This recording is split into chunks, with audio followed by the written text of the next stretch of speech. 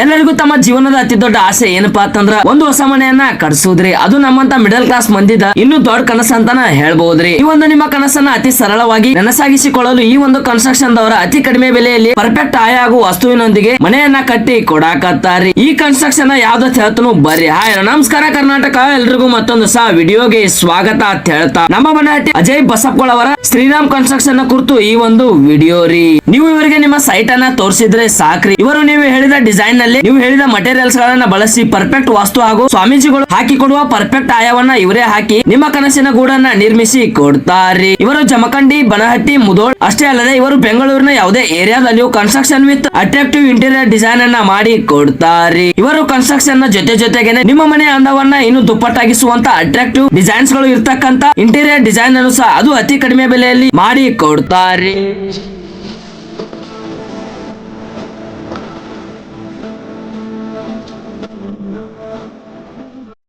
ಗರೆ ತೊರಪಡಕೋ ತದುಪರಿ ಕಥೆಯೋ